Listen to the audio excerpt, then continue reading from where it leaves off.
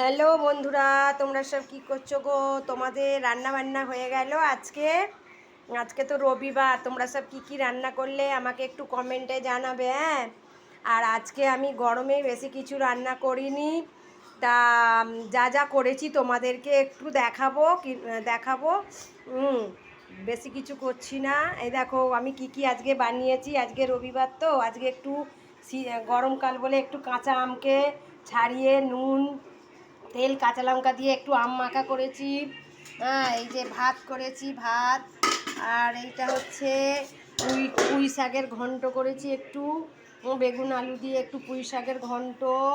আমের চাটনি, এ দেখো বন্ধুরা আমের চাটনি করেছি। এ দেখো আজকে আমের চাটনি করেছি।